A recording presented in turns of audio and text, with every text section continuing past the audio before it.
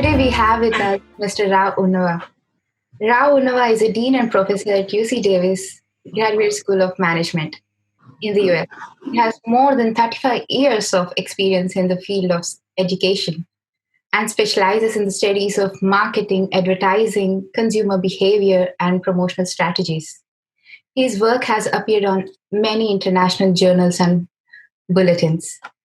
He also serves on the board of directors of American Marketing Association and serves on the board of the Bay Area Council, the largest business-centric public policy organization in San Francisco region.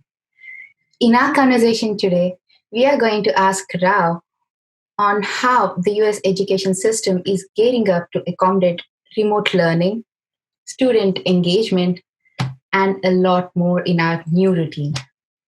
Hello, Rao. Thank you very much for coming to our virtual meeting today.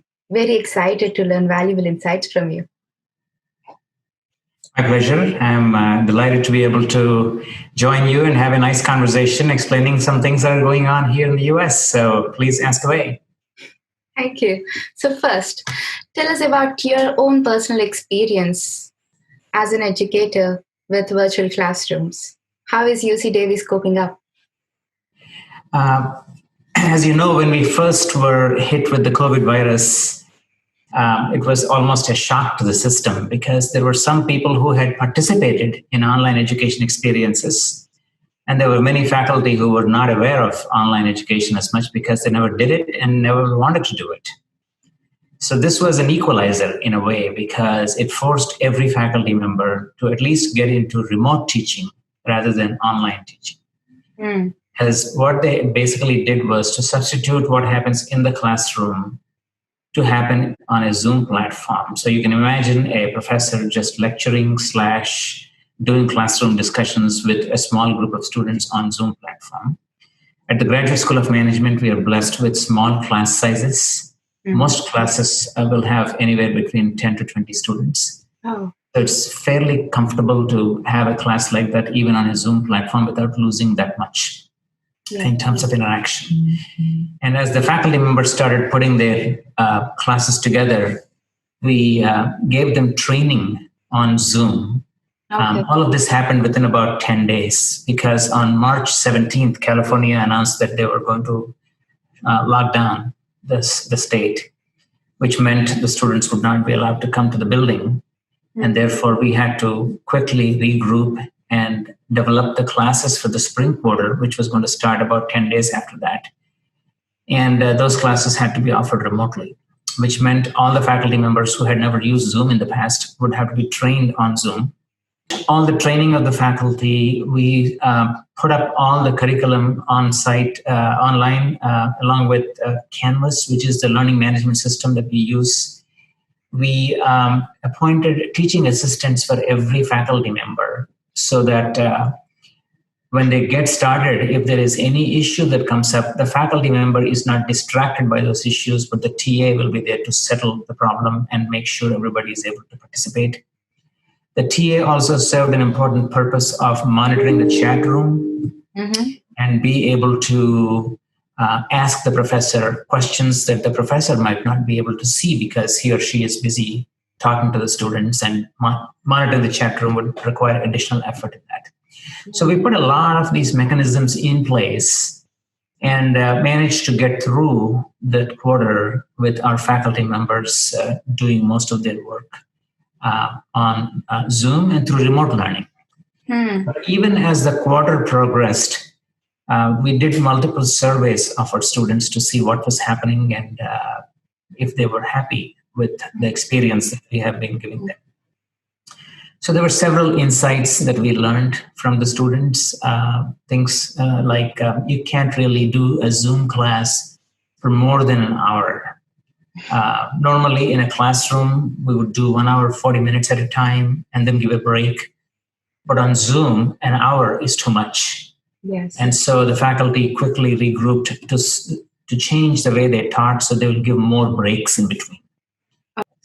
Similarly, we discovered that it's probably not a good idea to teach the entire 3 hours on Zoom. Maybe some material can be pre-recorded and have the students process that information before they come to the class.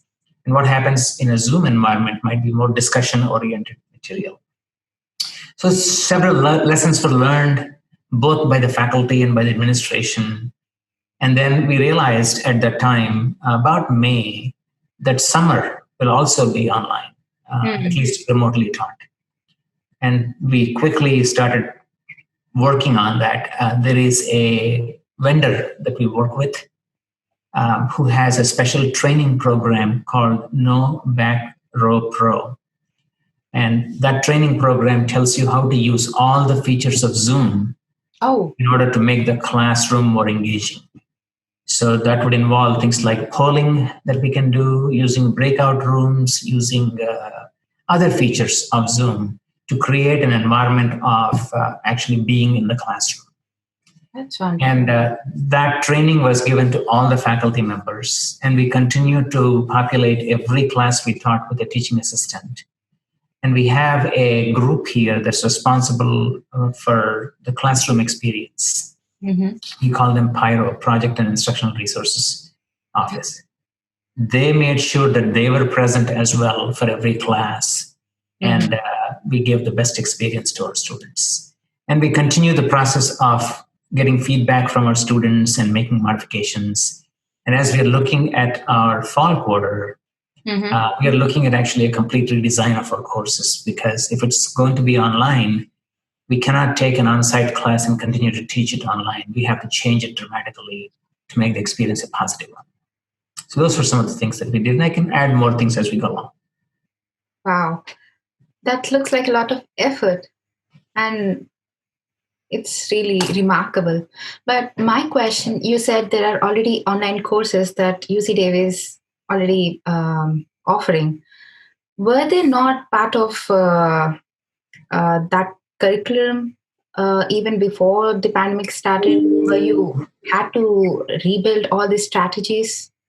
Right. So the MBA program, which is what we run here, along with some other graduate business programs, we can imagine the MBA program as different groups of people.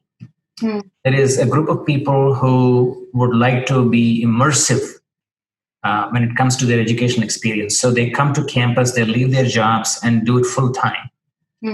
So that's a 2-year MBA program. That's a full-time MBA program.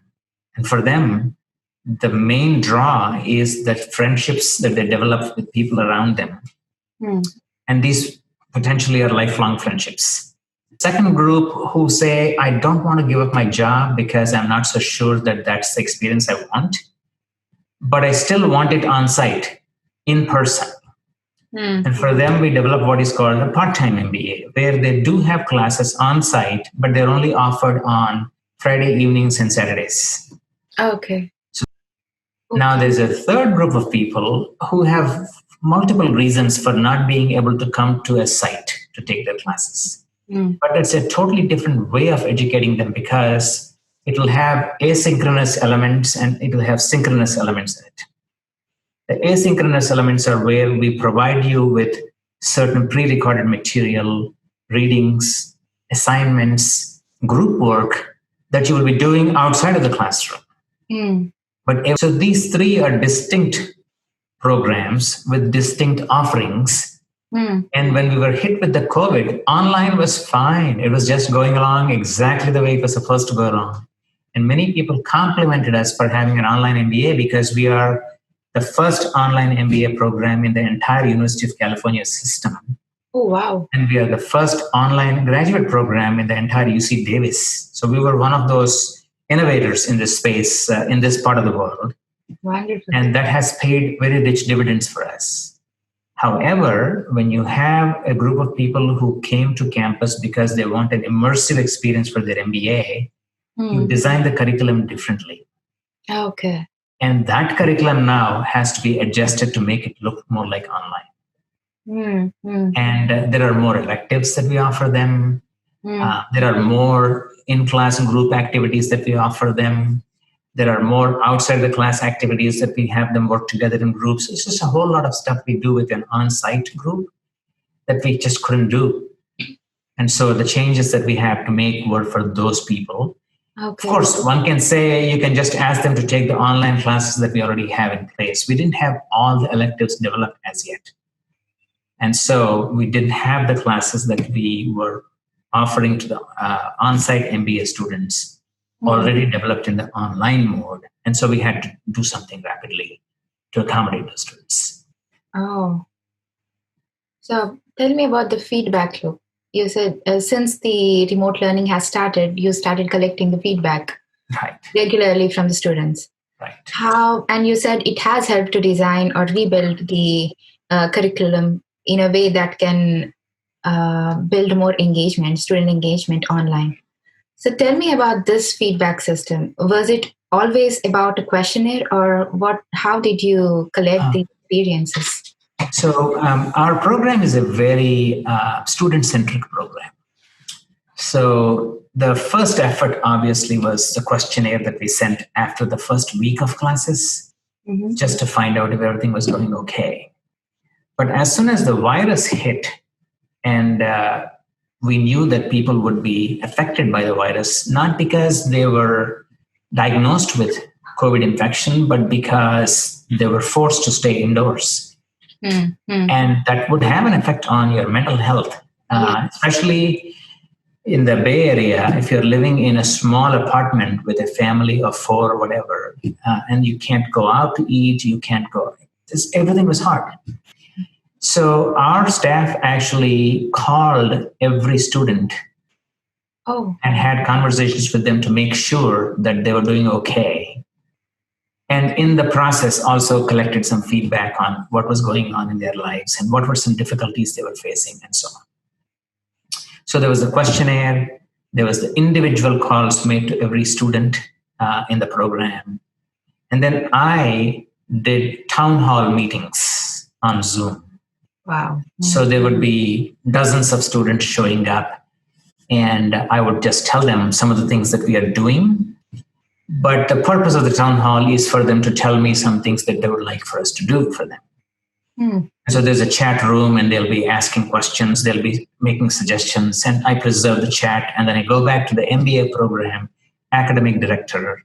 We sit down and we try to figure out what kinds of things can we do to make the student life better. And then the process repeats. So I did multiple town halls during this time period. We reached out to several students just because we knew they might be in trouble. Then there is other students, of course, helping each other out, our staff helping them, some faculty participate in the process and help the students out. So there's a whole lot of activity going on. And very interestingly, we had some faculty members who had done online education in the past, and there were many who hadn't. So the faculty themselves had 3 meetings that they organized for themselves. And they had the folks who had done a good job in the online give tips to the people who had never done anything online. So there was just this community effort where everybody was trying to help everybody else. And the main goal was to make the students' educational experience a positive one. As we know, nobody is to be blamed for what is happening, but we shouldn't stop trying to make the experience a positive one. That's the blessing that we have here. We have what we consider are some of the best faculty members in the world. And then the staff really treat the students like they're part of the family. And I have emails from many students because when they are joining the program, I normally talk to them and I tell them that the specialty of the Graduate School of Management at UC Davis is people treat everybody like they're part of the family. And several students wrote to me recently saying, I still remember you telling me when I joined the program, I didn't understand what it meant at the time. Now I do. I feel like I'm part of a large family at GSM. That's a huge compliment. So tell me, from this feedback, you must have come up with some practices that would work and that would not work. So as per your experience during this 6 months period, what practices can educators employ to promote learning in this online environment? That's a good question because it also varies by the student and by the instructor. And that's unfortunately the case because there is a wide variety of people, the heterogeneity in learning styles, all these things contribute to solutions that are not monolithic. You have to really provide a wide range of options for the students. So consider something as simple as giving a break after 1 hour. It's something that we didn't think about, but yes, we learned that that was an important thing to do when you do Zoom-based classes. So every faculty member was given an option. If they wanted to come to the building and teach their classes from here, because we have a much better internet facility here than maybe at home, they're welcome to come here. And every faculty member was provided with a Bluetooth headphone set that they could use. We realized that when you have a class that's running on Zoom, and you are focused on teaching the concept that might be a tough concept to understand, it is hard for you to teach that when you're being distracted by questions or comments coming on chat. Yes. And so we made sure that the professor doesn't have to be worried about it.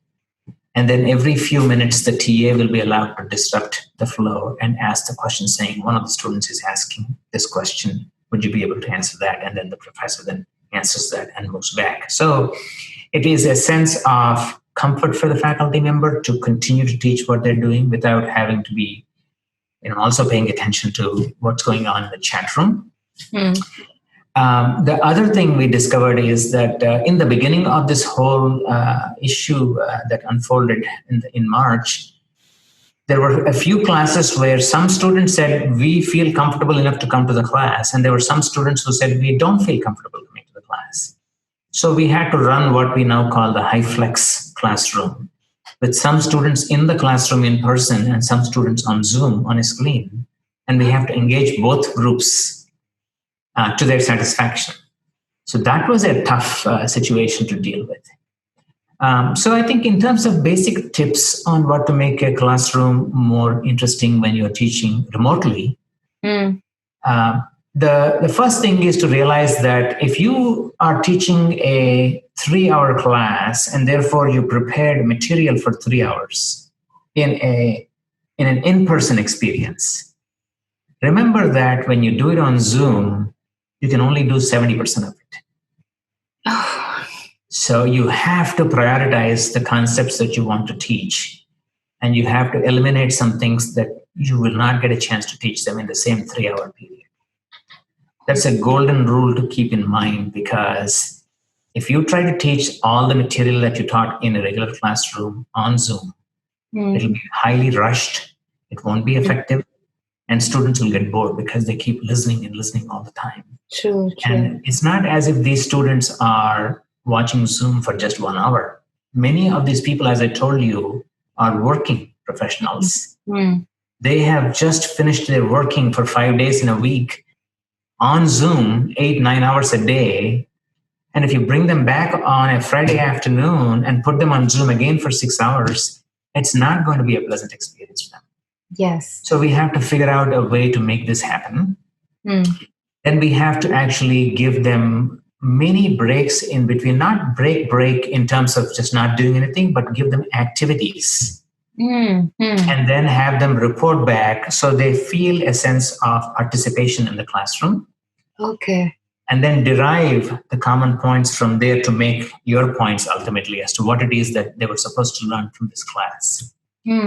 So there's a lot more of that activity that you have to plan ahead of time, structure it, be very alert, because you don't know what comes out of those activities, but you still have to be able to communicate the main points from what they have come up with.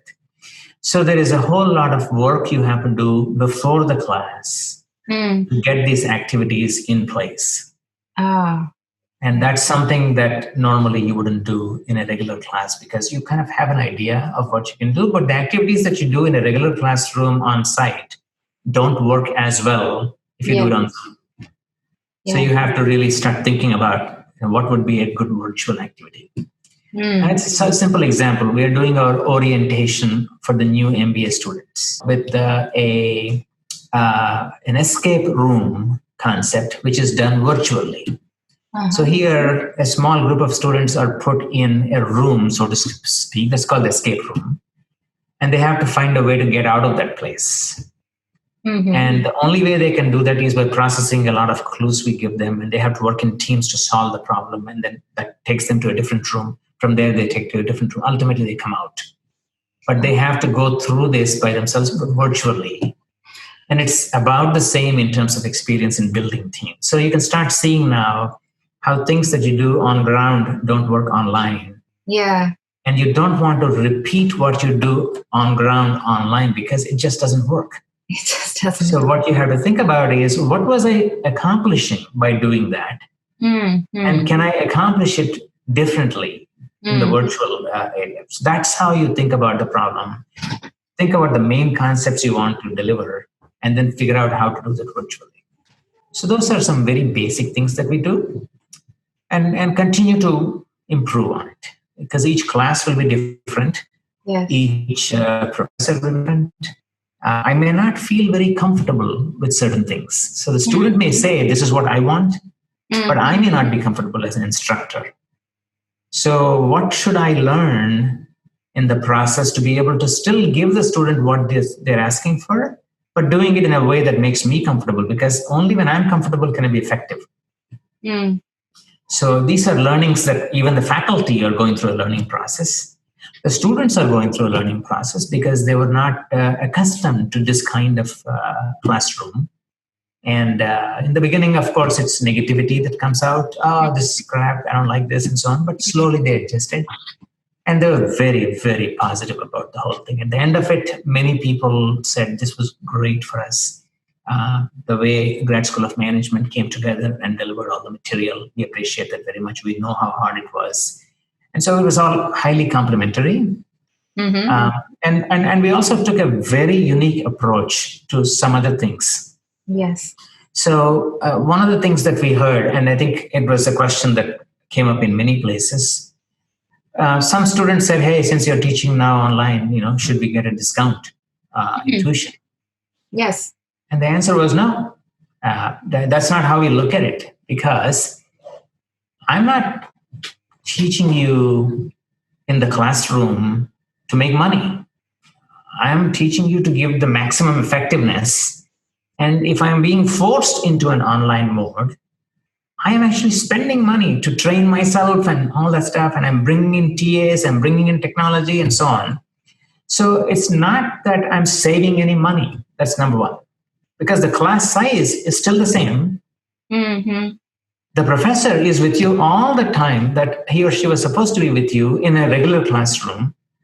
Mm-hmm. So the only difference is we are not together in a classroom. That's the only difference. So that's one. Okay. The second thing we did is we said, no.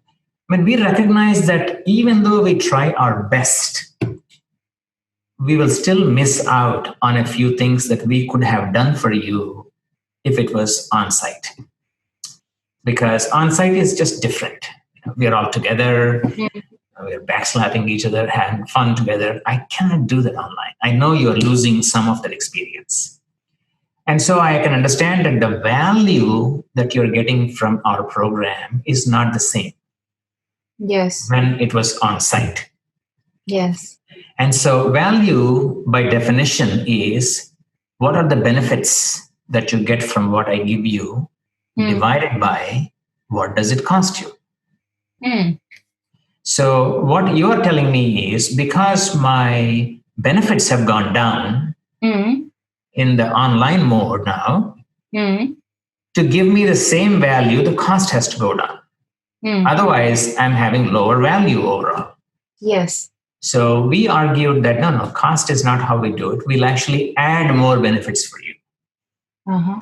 So we created multiple alumni panels with senior executives who came week after week.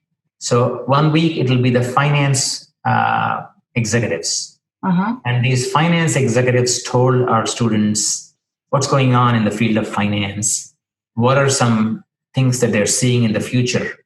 And what kinds of skills does anybody who's interested in a career in finance will have to develop now to be ready for the opening of the market after COVID virus? Then we had somebody come in on supply chain management issues, and they talked about what things they should be ready for. Then we had business development group that came and talked about what's happening in business development. We had somebody come talk about leadership in these critical times. So we created these panels, and these senior executives were telling our students the kinds of things that they should start doing now to be ready for a post-COVID economy. Wonderful. Now, once they did that, we made notes of all the things. And for example, one of the things that came up was that anything that has to do with management of projects, Lean Six Sigma, as we call it, would be important. So we hired special people to deliver Lean Six Sigma Yellow Belt certification to all our students who are interested. So 140 students are going through the process right now. Normally, it'll cost $1,000 per student to get the training. We're training 140 students. Wow. So we are increasing the benefits that we're giving to the students for the same money that they're paying, rather than talk about a discount, because that's not how we deal with things. We want to give you a good career in life, and we will do what we think would be the best thing to do with what we have. And the students actually are very happy. They're saying this is such a unique approach. We haven't seen anything like this. And no other school is doing this for their students. Okay. I clearly see UC Davis is doing whatever it can to provide the maximum value. But it might not be the case with other universities. Right. And not all students can also be as lucky as UC Davis. So tell me, for students who are not getting such benefits, should there be a legislation that could provide them support or that can protect them in the situations like this? So that's an interesting question, because I think if you think, let's take a look at what happens in airlines. So if an airline cancels the flight on you because there is stormy weather, then the airline has nothing to do. They won't be blamed for that. The rules say that it was not the airline that did it. But if they cancel your flight because of a maintenance problem in the aircraft, then they're responsible for that. And they should compensate you for that.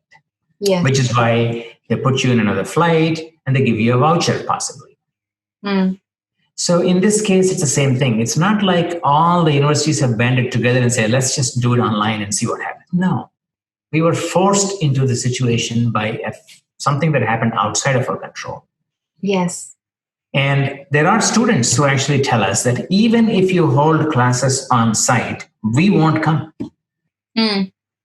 So what is the protection for us about that? So what we are doing is, okay, you don't have to come. We will actually develop special online classes for you. So we are bending over backwards in many ways to help the students and meet them where they want to be. And therefore, I think most universities are actually doing something or the other to benefit the students. There are always going to be some cases where universities don't do a good job. And when that happens, the students just leave and go someplace else. So the market speaks for itself in many of these cases. And of course, there are good schools and there are not so good schools, and all of this happens. Legislation almost never solves any problem. So legislation essentially many times creates more issues than it solves problems. I think students are well taken care of. Most universities are well-meaning. And then most universities really are not good at money. So they're not thinking about making money. Other than the for-profit universities, which are a problem, most universities don't really think about making money. They think actually about their reputation. They think about research. They think about giving the best experience for the students. And they do with whatever they have. And so if they cannot do something, it's because they genuinely cannot do something. They either don't have the resources, they don't have the talent, or whatever. It's not because they're trying to save some money and keep it for themselves. It's nothing like that. At least in the universities that I know of around me. True. So tell me about the universities where virtual learning cannot be as adaptable as yours. Like there are courses in natural science where experiments are vital. There can be virtual classrooms can be a challenge. How do you think they are adapting to this? And the latest guidance is that for those classes where physical presence is needed, I'll give you an equal example. We have winemaking as a course here. Oh, Well, how can you make wine virtually? You have to be there with the grapes, crush them, and make it, right? yes. So there is no way you can have that class delivered authentically and achieve the results you want without the student actually making the wine. Mm. So for those classes, exceptions have been made. Okay. But there is a whole lot of stuff that people have done for that. For example, the students actually go through a process where they have to certify that they haven't gone to parties the night before or whatever it is. They don't have fever. They check their temperatures when they come in. All that stuff. And then they will be socially or physically distanced from each other when they're taught. They all have to wear masks when they do this. The faculty member wears a mask. We're putting plexiglass shields in front of the professors so the professor's conversation with the students does not give them any scare. So there's a whole lot of things that are being done for those classes. So UC Davis actually went through an entire analysis of its classes. Mm-hmm. And they found there were 50 plus classes that out of the 1,300 classes, there were 50 plus classes that were very lab oriented and just cannot be done virtually. Okay. And they decided to do those classes in the campus with the students. And if the faculty member says, well, I'm scared about this because I am 65 years old and I have diabetes or whatever, I don't want to go. Then they postpone the class to the next quarter. But they're not doing it virtually. Okay. So there are so many changes that universities have to go through. Mm-hmm. So as an expert, tell us about your thoughts on long-term implications of the pandemic on education. So when you think about students and faculty, there was a group of students who said, online sucks, I don't want to be part of online. And there was a group of faculty who said, online is not the right way to teach and I'm not going to do it. Then there was a whole group of people who saying, I'm fine with online, both faculty and students. So now if you take the group of students or faculty who are against online, they have been forced to get into online. Yes. And because of that, some of them have converted into online is actually not bad. Okay. Right? And that is where you will start seeing some change that will push people more into using online as a legitimate tool in education. So there's that. The second thing that happened is because of the discussion we just had about lab courses versus other courses and how some things require you to be on campus, we kind of now realize that it's almost impossible to have an entire degree delivered only online. They may want to have the students on campus at least a few times to give them the campus experience and then teach some courses which cannot be taught online. In other words, there is no one good way of doing these things. It looks like a combination of online and on-site is better for the student than just online or just on-site. And therefore, we will start seeing programs using online as a tool to enrich the education that's currently being provided on site. Instead of having a negative attitude about online, it now has become a productivity tool that I can use to make the experience better. And from a student's perspective, this is going to be the biggest effect of this whole thing. The student who was probably not interested in online has tasted online, which means I can be in my pajamas, sit in my room, and still take the class and participate just like I was in the classroom. And therefore, I think I should be given a chance to take any class I want online if I want to. And there are universities that will start providing that. And which means the online on-site will start becoming more on-demand. So let's say you take a master's program as an example, and you are registered in the program, and they ask you to take a total of 20 classes. Now, what you will tell them is, I would like to take those classes on site, but I would like to take these classes online. Oh. And they have to be able to provide that to you. Because if we say no to you, you'll go to some other university that's going to provide that. And so it'll actually become very student driven in terms of what mode they are learning. And students will be coming in and going out, mixing and matching online courses with online. That's going to be the new university of the future. Interesting. So tell me, there is this popular assumption that universities must adapt to Netflix mode of teaching.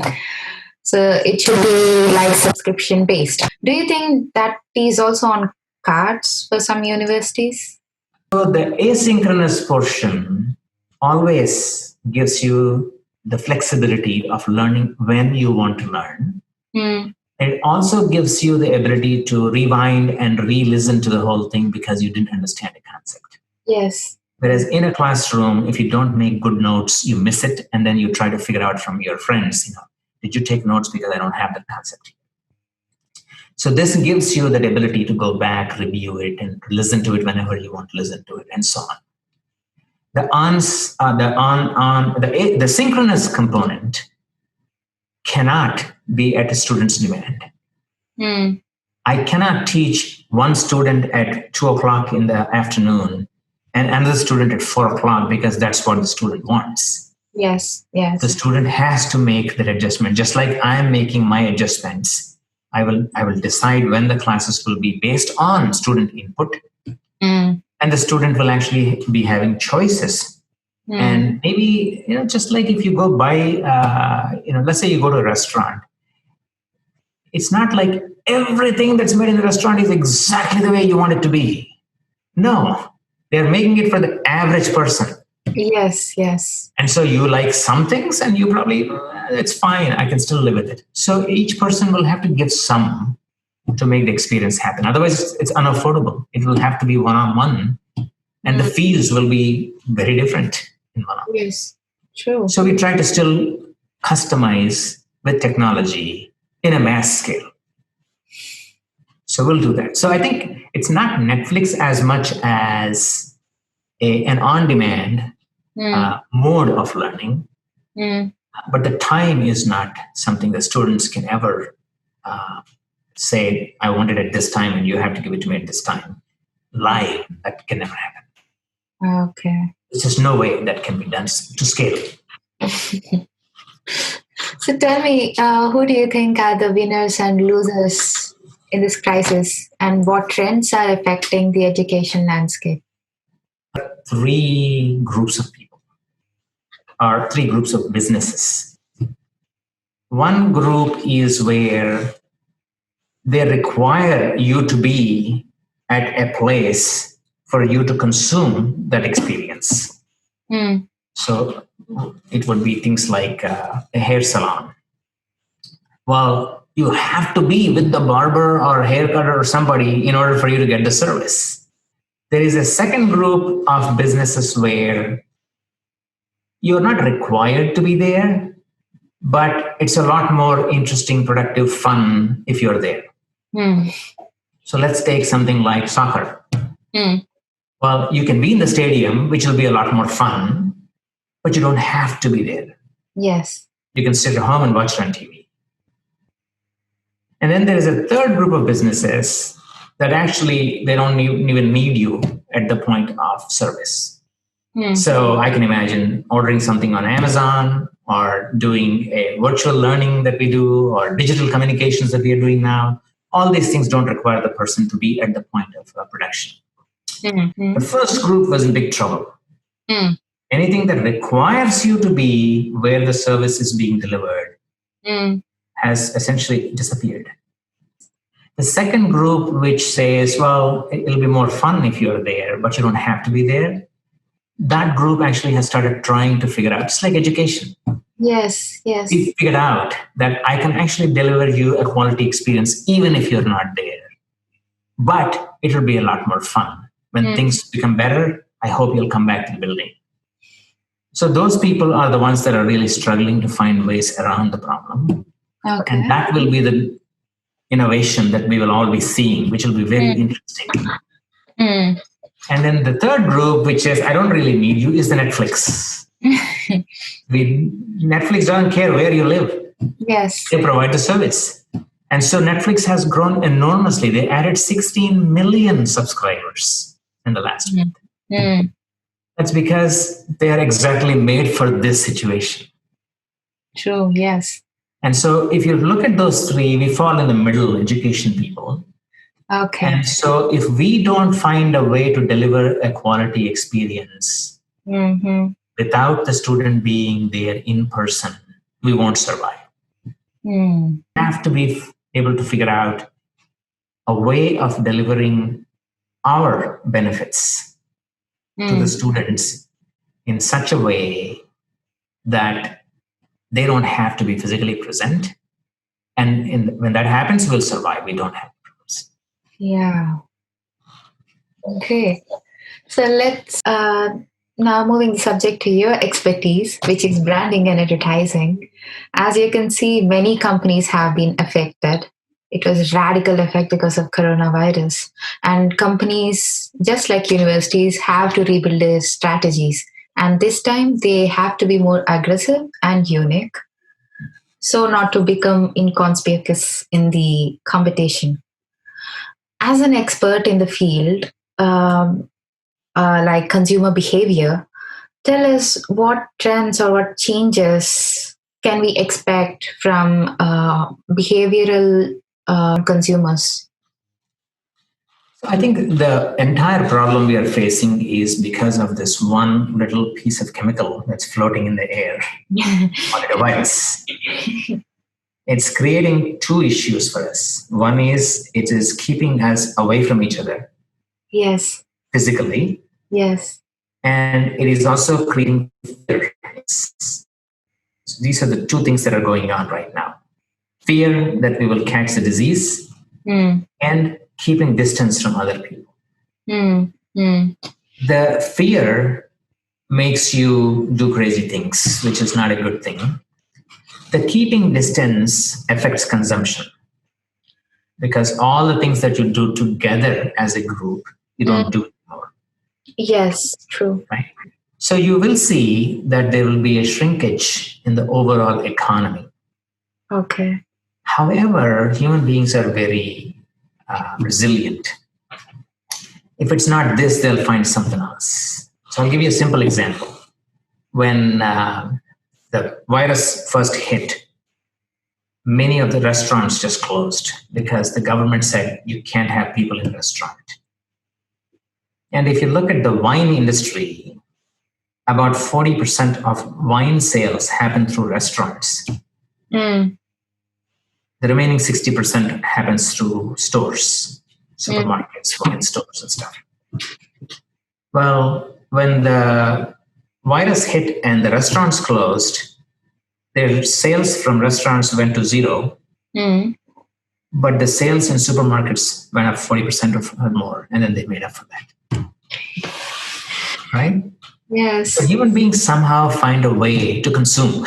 But what about the restaurants?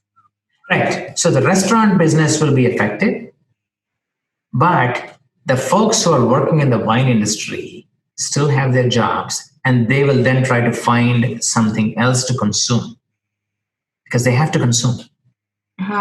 And will they consume it in restaurants, or is there a newer way of doing it? So there are some restaurants already doing some really interesting things. There is delivery business that's picking up. Grubhub and all these places are growing quite a bit. Yes. There is a lot more home cooking that's going on, and therefore people are buying a lot more fresh produce and healthy ingredients and so on. So there's that.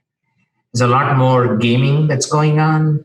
People are actually buying a lot more games online and participating in games. Yes. So you start seeing that there are other kinds of things. There's a lot of home improvement projects being done right now because people are at home. And so they're buying stuff online, coming and improving their own homes, redoing the floor, painting the walls, whatnot. So you're seeing a complete change in what people spend their money on. So yes, there will be some businesses that will be affected by this because if you have, as I said, the group one businesses where if you depend on people coming together for your business to happen, then you're dead. Yes. And so that's what we will see. There is going to be a whole group of businesses that will not survive because they were not designed to work without people coming together. It just can't happen. But there will be other products where we will start putting money in. As I described to you, there is more fresh produce that's being bought by people. There is more home improvement projects that are being done. There's more alcohol being consumed. Just all kind of gaming that's going on. So things that people find avenues to spend, they're spending money. Yeah. And some good things are happening. Home improvement is something that they wouldn't do otherwise because they spent the money on eating out. Yes. Now it's very important for them to improve the home, so they're doing it. Yes. This is a problem that will probably stay with us anywhere from 2 to 4 years for us to get back to where we were before.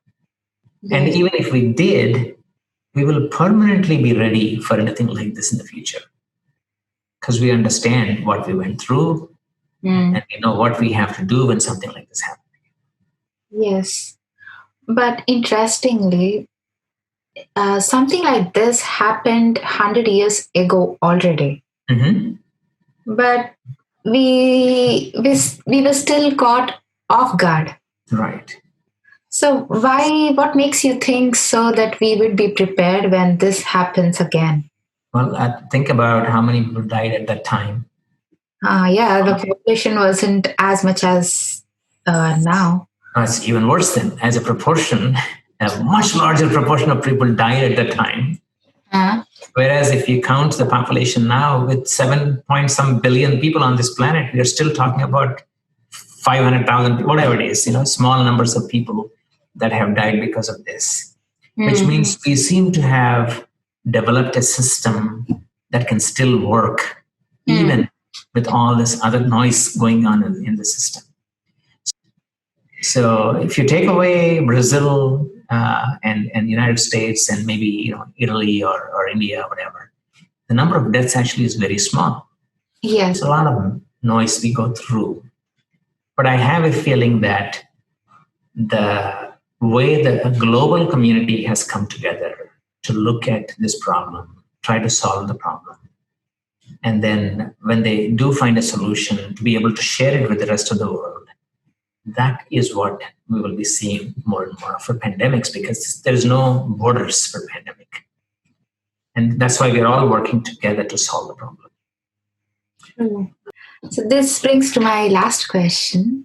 You mentioned that your team and students are collaborating with the ZEHA, Zurich University of Applied Sciences, on management projects. Right. That sounds exciting. Can you tell us more about it? Oh, sure. So this was an interesting exercise where we two came together talking about things we can do together. And the school that we were able to work with nicely saying, let's just try to see if we can get our first dance. And, if we still like each other, we can do a second dance.